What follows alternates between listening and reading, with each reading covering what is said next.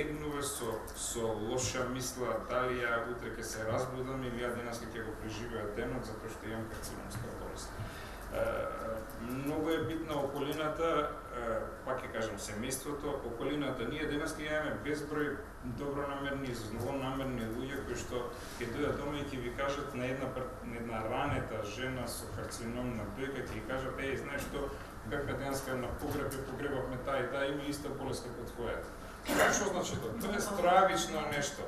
И треба многу работа на многу сегменти. И затоа мислам дека и заклучоците тоа на крајта ќе претпоставам дека го кажеме сите. Многу се битни вакви разговарања, зборувања, затоа што вие денеска во Македонија, на македонската жена, на било кое ниво да е, стравично е табу да се зборува за карциномска болест. Вие ретко од која жена која што има карцином ќе чуете јавно вака да каже: "Па ја имам карцином од дојка, па што? Ќе живеам до 101 година." Ретко ќе го чуете.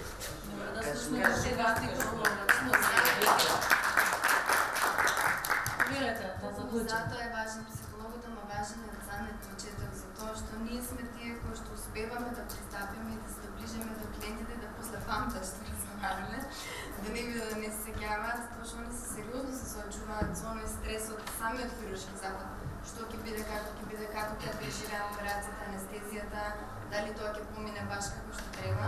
И тоа е еден сегмент, меѓутоа следниот сегмент кога ќе заврши операцијата е многу посериозен, а ние многу често другите профили го забораваат. Тие жени се соочуваат со сериозен физички деформитет.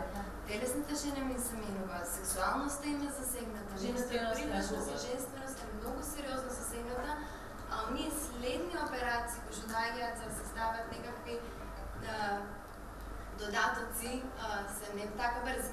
Тоа некој што иде 2 години пауза, они сериозно е важно како ќе се работи на тој план со тие клиенти, за да може да го прифати проблемот со кој што се соочуваат и да може да останат во интимноста со партнерите со кои што се наоѓаат, затоа што и партнерите во тие ситуации не знаат да изреагираат, многу често се оттегуваат, се дистанцираат, не зборуваат за болеста, тишина е тоа, што е многу страшно, затоа што Сето се принцип сакаат да разговараат. Многу ми е жал што имаме само 1 час во интересно време, така со Тања да поразговараме, веќе беше уште на самиот почеток присутно со тоа дали е тоа здрава храна, нетретирана храна, но мене едно нешто никогаш не ми било јасно. Во океанот од понуда на нутриционисти која е здрава храна, почнувајќи од ро храна, почнувајќи понатаму од некоја храна која што вклучува само протеини, другата го исклучува овошето, третата вклучува и овоше и зеленчук. Како еден пациент или клиент прасечва. Да препозна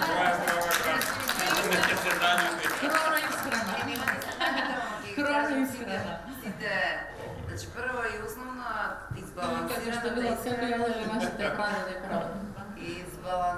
исхрана е таа која што е здрава храна. На нашиот организам не му требаат само протеини или само јагли хидрати или само сирова храна, туку му треба потполно сите хранливи елементи да бидат внесени. Меѓутоа многу е важно во каква форма и од кој тип. Затоа што јаглик хидрати како јаглите шекери, меѓутоа постојат моносахаридни, дисахаридни и полисахаридни.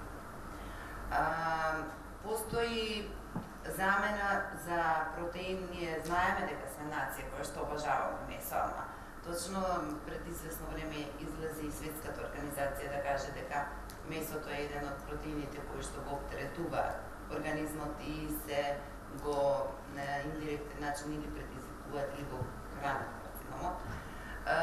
Обично мојата исхрана на сите оние кои што се обратиле за помош тука се состои од присуството на храната која што имаме на овие простори, со ретки исклучоци кои што ќе потпомогнат затоа што не можеме да се гледаме, да ги одгледуваме. Не дека не во минатото не било одгледувано просото или хелдата, туку едноставно некако се заборавени житарки кои што и текако се од суштинско значење во самата исхрана.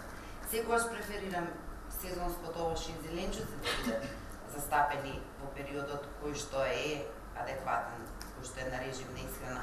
Не е ни таа лубеница, нити тој домат убав да се јадат во зимно време, се знае кога се јадат, а присуството на свежите ензими секојдневно кои што ќе се внесуваат заради благодетите од витамините, минералите, олигоелементите, свежата целулоза која што внесуваме, прави катализација и чистење на нашиот организам. Меѓутоа не само секогаш на сирова храна. Течностите кои што се заборавени. Многу малку се пие течност, едноставно никој не пие вода. Едноставно никој не пие тешко е да се исцеди еден природен сок да биде застапен секојдневно. Сме заборавени во внесот на јатките во секојдневието кои што и како прават благодет. Јадеме ние оревима во торта, сирови многу ретко. Јадеме бадемива, печени и солени. Значи многу е важно по каква форма го внесуваме нутритивот кој што е од суштинско значење.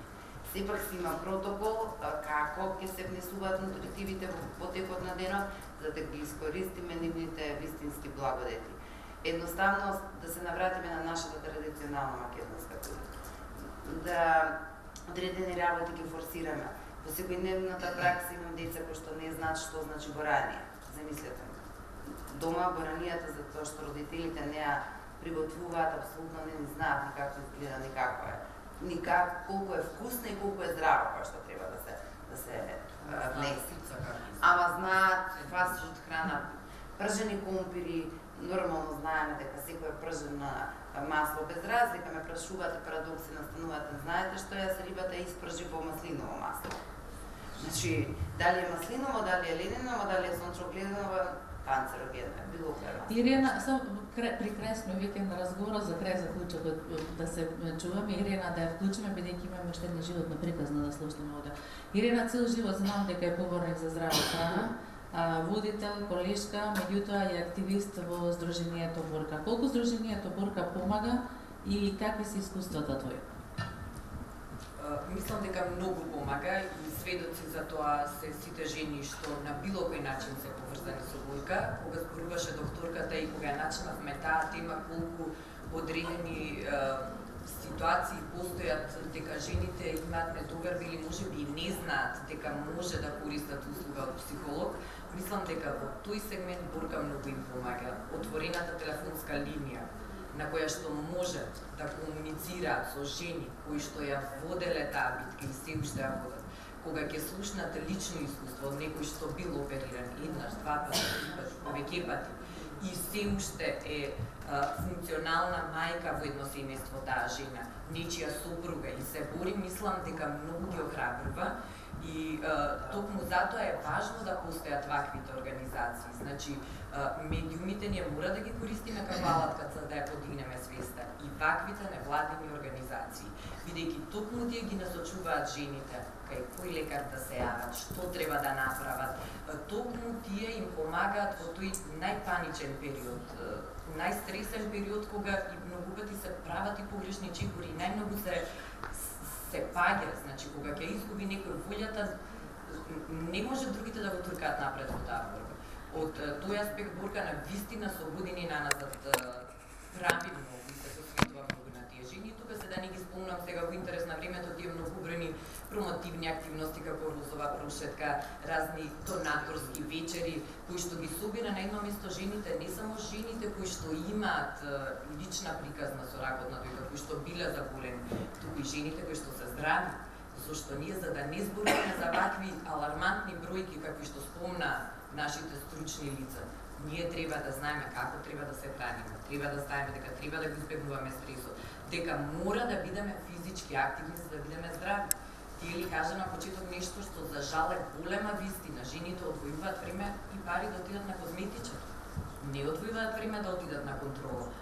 Штета што не е преполна салата. Јас не барам да ми одговорат жените. Гледам прекрасни дами од различни старосни категории.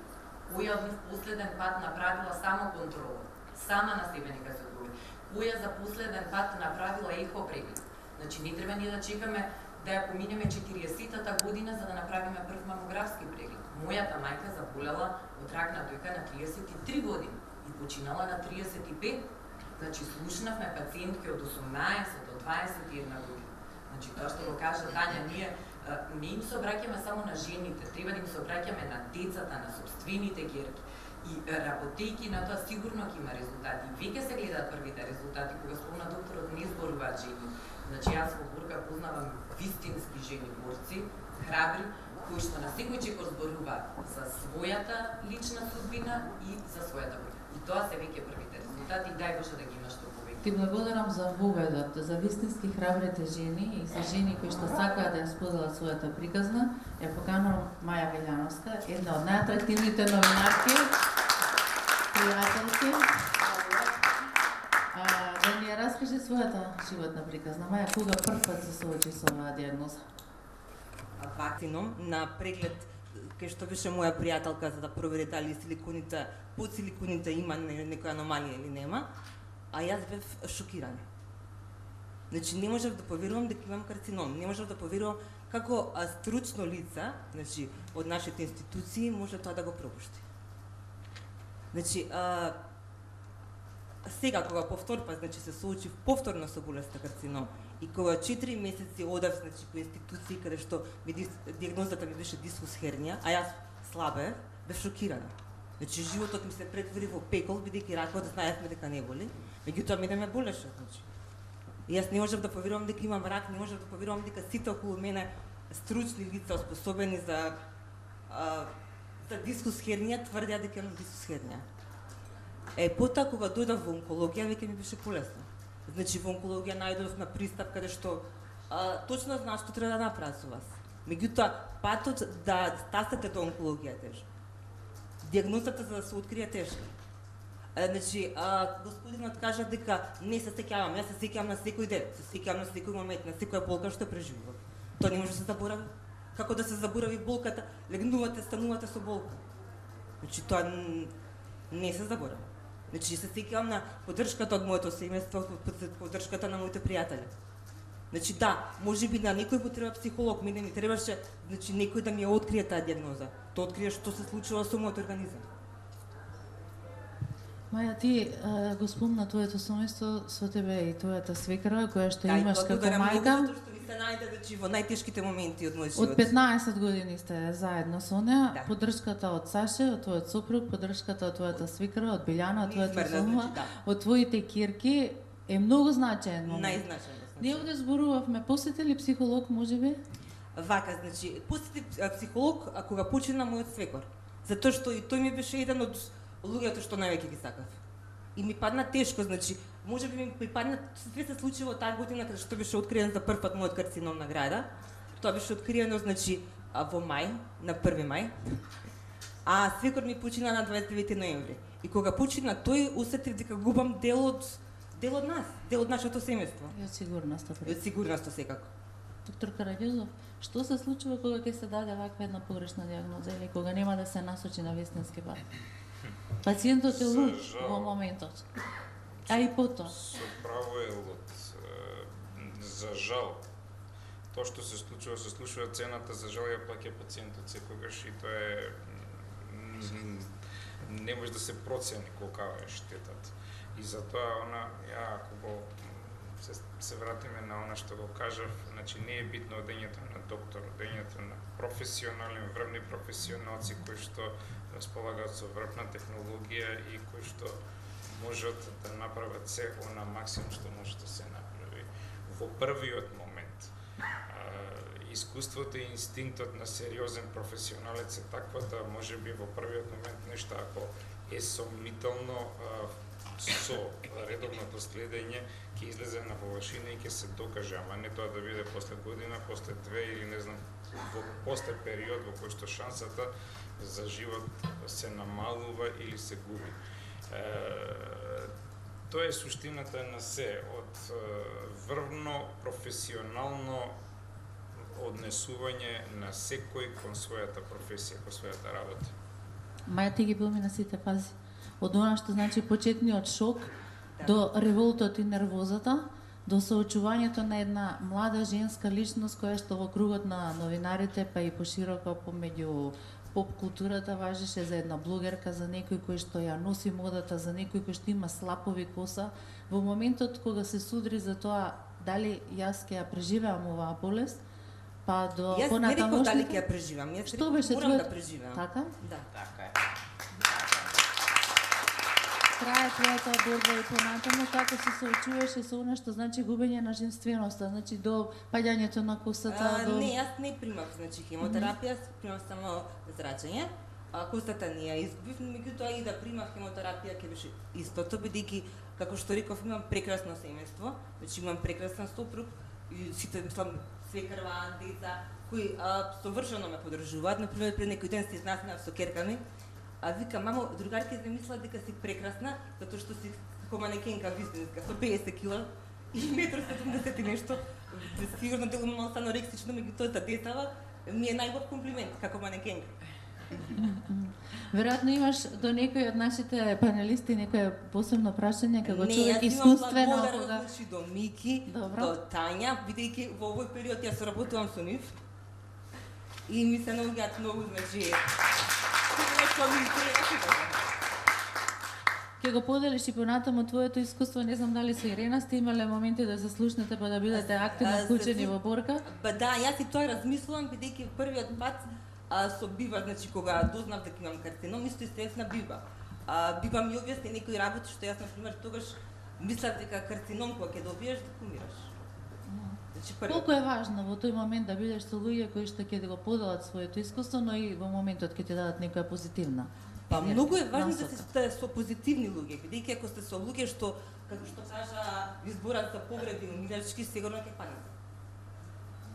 Многу е битно. И најважна е волјата. Значи тоа што кажа Маја, јас решив да преживеам. Најважно е пациентот сам да реши дека таа битка ќе ја води и дека ќе ја доби. Најважно од се. Веруваш во нашите институции? Во некои. Значи како што реков јас, значи се судрив со нешто што на пример очекував дека ако е некој професионалец во својата работа ќе биде професионалец. Најдов, значи јас најдов на препреки, најдов на нестручност, најдов на аматеризам. Меѓутоа за среќа постојат институции како што се онкологија, како што е Тања, како што е Борка, што ќе ве поддржат за да успеете во тоа што сте го наумели да живеете. Доктор Истовски, коментар?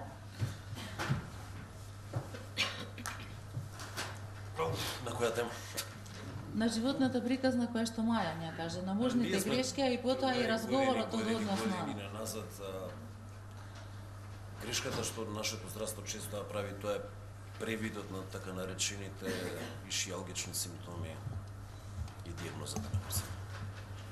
Значи, кога имате пациент кој што веќе еднаш бил диагностициран со карцином, особено аденокарцином, кој што во тек на одреден временски период ви дава репетирани симптоми, не можете да не се посумневате на коскени проблеми.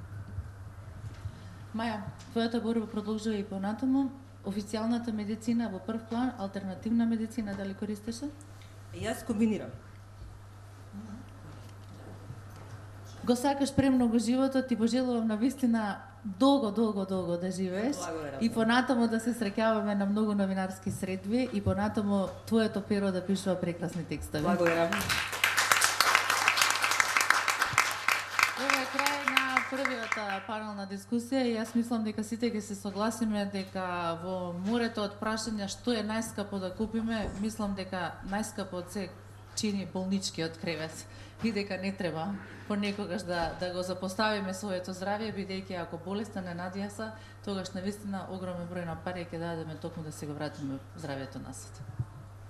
Што нешто да додадете? Болничкиот кревет на онкологија дневно чини 520 литра. И не постои поевтино. Фигуративно беше болнички кревет, заради тоа што болеста навистина, ако не материјално, тогаш физички и психички ги нистрфи. Што мислам дека е крајно време како нација да концептот и на здравието и на здравствениот систем да си го дефинираме какво здравство сакаме. Че сакаме да имаме ефтино и скромно здравство, сакаме да имаме здравство што е прифатливо, да речеме, за некои средноевропски норми, или сакаме да имаме правно здравство. Кога тој концепт во глава ќе го разбистриме, тогаш веќе сите кампањи сами од себе ќе не дојдат, сите наредни чекори по стратегии и тактика сами од себе ќе не дојдат. Благодарам уште еднаш на сите учесници. Би сакала само на крајот да кажам благодарност и до новинарите и до колегите од електронските и печатените медиуми, убавени и здравие го направи првиот чекор, како што реков на почетокот, го запали тоа црвено светло, да се врати жената во фокусот, во превенцијата, во третирањето, во новиот начин свртување кон себе, значи да се грижи за своето здравје, за да има подолг, поквалитетен и насмеан живот. Прекрасен панел со многу страст пристапија сите говорници. Жалам што не беше пополна салата, многу пропушти оние кои што не можеа во живо да почувствуваат дека сите учесници во панелот се ангажирани со срце и душа, како велиме, покрај својата стручност, за да направат промена, да направат разлика и да помогнат. Посебна благодарност до Маја Велјановска, која беше пример за она што го рече доктор Митко. Да, јас имам карцином и ќе живеам 100 години. Одлично. А сега подароци. Добија нашите паналисти, време и за мала кафе пауза, Black and Easy на Гранд Кафе, повелете во просторијата до залата, да се напиете кафе, а потоа за 15 минути назад.